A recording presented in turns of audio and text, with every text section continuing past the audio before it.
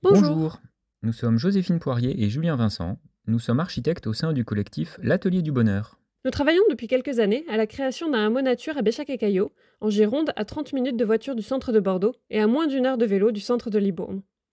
Ce terrain est au centre de la commune, tout proche de la mairie, de l'école, de la médiathèque et entouré d'un quartier résidentiel. Lors de la révision de son plan local d'urbanisme, le PLU, la commune a envisagé de rendre constructible ce terrain privé sous condition d'y voir se développer un projet très ambitieux du point de vue écologique et social. Nous avons travaillé avec elle, avec la mairie, pour poser les bases du schéma directeur qui a été intégré au nouveau PLU validé en 2024. Le terrain, en friche depuis une douzaine d'années, est un îlot de flore spontanée et de biodiversité. De nombreuses espèces s'y sont implantées naturellement, comme des charmes, des fraisiers, des saules, des lauriers et bien d'autres. Nous avons cherché à répondre aux objectifs économiques et écologiques de la mairie qui sont aussi ceux de beaucoup de Français. Nous approchons de ces objectifs en commençant par l'habitat et l'aménagement. Le constat est clair. Le déséquilibre s'accroît entre le coût de l'immobilier et le salaire moyen, au point où une part importante de la population ne peut plus devenir propriétaire. Nous cherchons donc à proposer des logements de qualité, accessibles financièrement au plus grand nombre. Selon vous, quelle est la maison la moins chère de France ?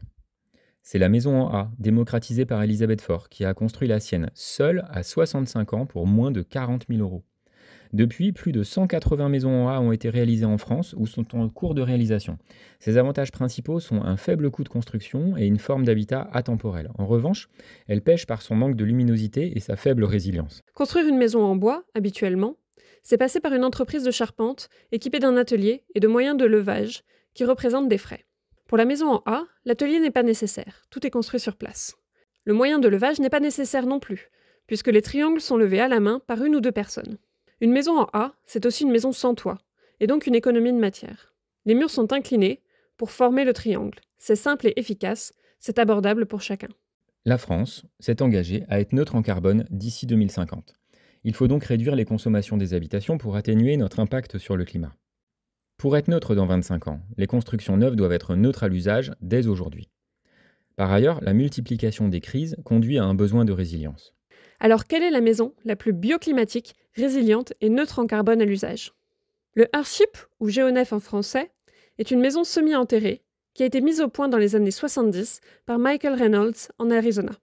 Depuis 8 ans, une trentaine de Géonef ont été réalisées en France. Une trentaine d'autres sont en cours de réalisation. Sans aucun chauffage, c'est la maison bioclimatique par excellence. Elle est aussi 100% autonome en eau et en électricité. En revanche, son chantier est long et complexe et fait appel à des matériaux souvent thermo-industriels. Ces modèles ont chacun des avantages. Comment faire pour aller plus loin ? Pendant 18 mois, nous avons développé un outil interactif de dimensionnement des systèmes d'autonomie, basé sur les données météo ultralocales, les besoins des habitants et les caractéristiques géométriques du bâtiment. Il prévoit jour par jour le comportement des systèmes et anticipe le dérèglement climatique et l'évolution des usages. En gardant la structure d'une maison en A et les principes bioclimatiques du Géonef, et grâce à notre outil, nous avons conçu la maison pop-up. Bâtie en matériaux naturels, elle combine les avantages des deux modèles, en proposant un cadre de vie sain, confortable et proche de la nature. Ce modèle se décline déjà en 4 typologies, pouvant être adaptées aux besoins et aux envies de chaque foyer.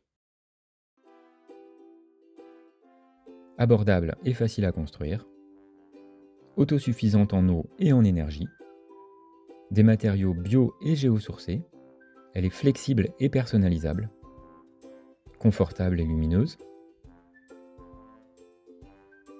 La serre d'abondance est autogérée. Elle se décline du T2 au T5, agréable en été comme en hiver.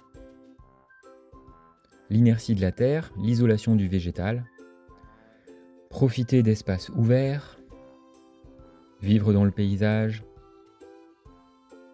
et dormir au calme. Rendez-vous sur l'atelierDuBonheur.fr.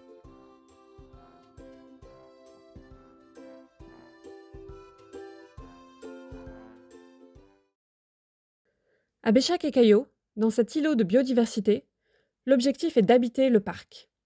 Nous proposons d'y prendre des habitudes tout en préservant la nature. Le projet conserve au maximum la flore spontanée tout en optimisant les apports solaires des habitations. Il enrichit le parc de plantations supplémentaires, comestibles et locales.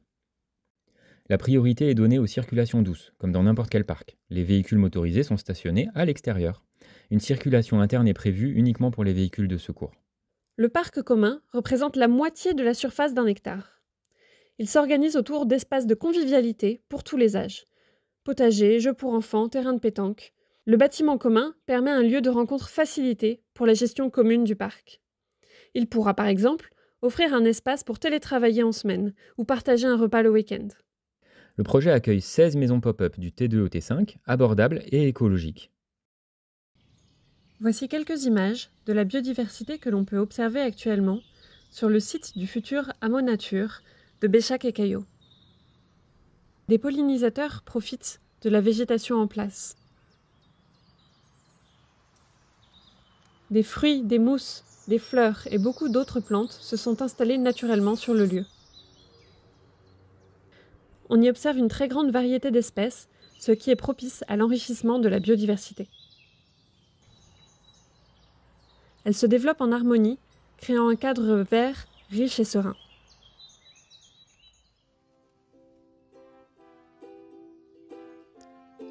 Des carports et des espaces de stationnement seront installés le long du chemin rouge, voie de circulation principale.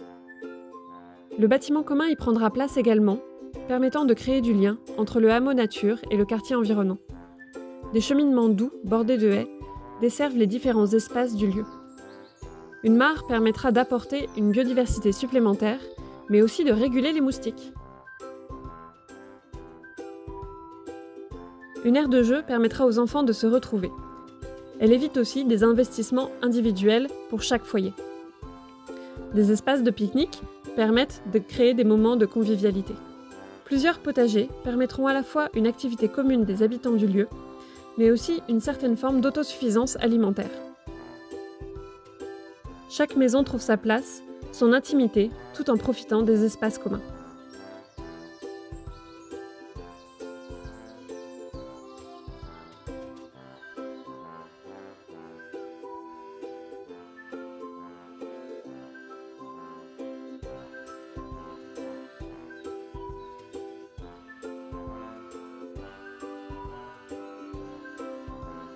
Si vous souhaitez en savoir plus sur ce projet, contactez-nous depuis notre site web l'atelierdubonheur.fr.